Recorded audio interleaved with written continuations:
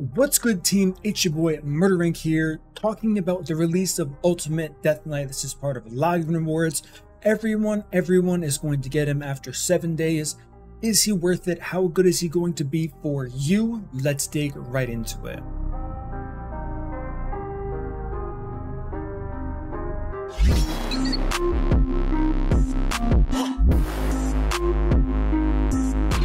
Alright guys, so we have an Undead Horde.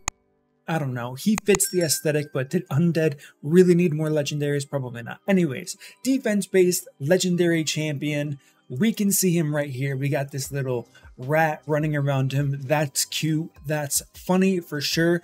Let's look at his base stats. 20,000 health, respectable defense base. So 1400 base defense, higher than average, I'll give him that. Speed 97, crit rate 15, crit damage 50. It's gonna make him hard to deal a lot of damage. Ideally, if it was 57, 63, that would have been nice to kind of make him a defensive nuker. But since he's kind of cut short on what champions usually get for crit damage baseline, I don't know. We'll see.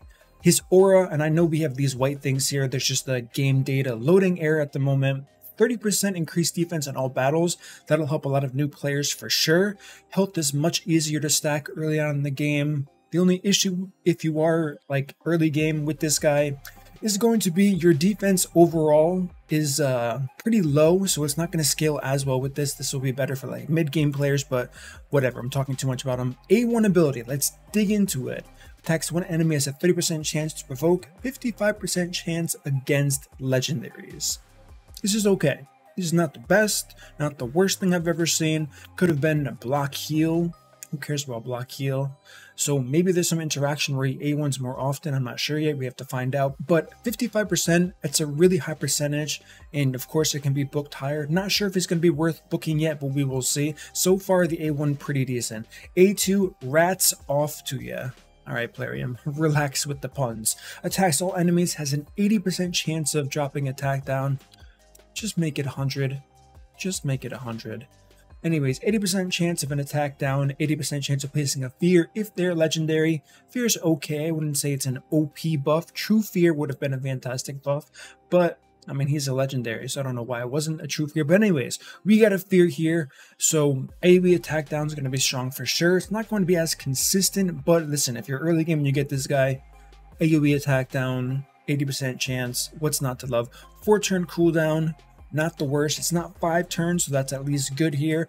If booked, it will go down to a 3-turn and of course 100% chance to land fear as well as the attack down. Of course, they had to work in book somehow. They could have made it damage. That would have been smarter and more aligned with how hyped this champion was, but it is what it is. Moving on to the A3, get comfy everyone. Place the shield and a continuous heal buff on all allies for 2 turns. This is good. The value of the shield is proportional to the champion's defense. That's good because, as we just said, 1400 defense is rather high base defense, so it should be pretty easy to stack up on this guide, giving you guys a sizable shield for sure. I mean, I would have liked it. Once again, I'm being so nitpicky here, I get it, but this guy was so hyped. I was expecting his kit to be incredible for a free champion. I would have liked to see 2 continuous heals for sure. 1, it is what it is. We have a shield as well, but 5-turn cooldown, booked all the way down to a 3-turn cooldown. That can be really strong if you do book it, but baseline books are so hard to get unless you're buying and paying money. So I think the value of this champion does go up very high if you invest into him in books. If not, he's looking pretty meh so far. So too awesome to die. Whenever an ally is attacked, there's a 100% chance of completely blocking 1 hit. I think they said 1 hit because multi-hits won't work. It'll just block the first of the multi-hits. So if the second one, it is what it is. Decreasing the incoming damage to 0. So that's not terrible. This champion will receive that damage instead. The decreases. Okay, that's supposed to say decreases obviously to 50% if the attacker is the boss. Does not work if the attack on the ally was an AoE. I don't know why they added that last part.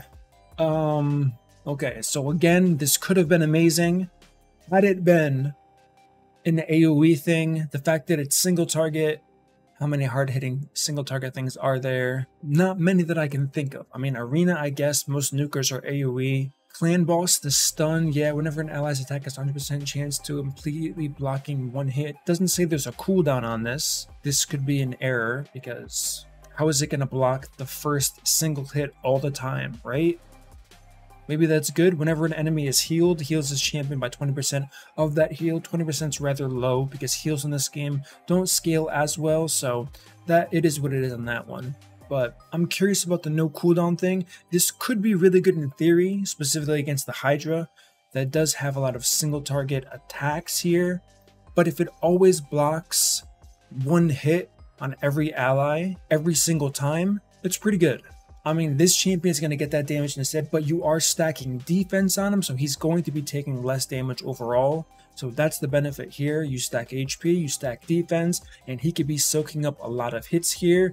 This is like a single target ally protection, I guess. I don't know. I'd have to see how this plays out with like actual play testing, but this is pretty unique for sure. I can't really say if it's really, really good or like okay because it's not AoE, because we do have ally protection, and we know ally protection champions take a ton of damage. So single target hits tend to hit much harder than AoE hits, which is why I'm interested to see how this kind of plays out in theory and once it's actually tested in the game here. Didn't need him passive, level 1, I don't know, wait, yeah, I guess it just says level 1. Increases this champion's HP, defense, and speed by 10% for each dead ally. I've said it 1,000 times, but I'll repeat myself anyways. I don't like things that scale off of champions being dead. I get it can be good for progression, but it's really hard to justify being in a progression setting where you can still pull off whatever you're trying to pull off with champions dead. It's just so hard. You have a turn meter booster, reviver, probably damage dealer, debuffer. If you take one of those out, anywhere trying to get to a boss or end stage, it's really hard to keep your team together. And since this guy doesn't revive, if he was a reviver, I would get it. It's going to boost his HP, defense, speed, for a champion that's going to save your team, resurrect him, but he doesn't do that. And is he strong enough to take out a boss by himself? Maybe with War Master? I mean, it's possible. He has 2 attacks that deal damage, 1 that doesn't, so it would be slow if it was a thing. No champion skins for him. I mean, as far as his aesthetic goes, I don't know. It looks kind of bland. Am I being overcritical? Maybe, but like I said, this guy has been so hyped. He actually looks pretty cool with his helmet down, like we just saw there. The sword fell, didn't know where it is. It's kind of a goofy thing going on. I get that. I think they could have made it a little, I mean, hey, the shield looks good. I'll give him that. This shield does look really sweet, for sure. The helmet looks cool. Shoulders look cool. I don't know. I think it's the color for me. The color is just not as, you know what I mean? Like popping as much, but so that's going to be the overall breakdown of this champion. Are you guys excited for him? Were you expecting for more? Were you expecting less out of this champion? He looks like he's going to pop off pretty well if you do book him, but as I've already said, books are expensive unless there's some tournament or freebie coming up where we're just showered with books. I'm dreaming. I know it's a joke. Don't get excited. We're not going to be getting showered with legendary books anytime soon. But this passive Too Awesome to Die is kind of cool here. I'm curious how it's going to play off. Where would you guys use them? Let me know. I'm curious for your feedback for sure. And that's going to conclude this video. Don't forget, if you enjoyed this content, smash that like button, subscribe, turn the notification bell, and I will see you all in my next upload.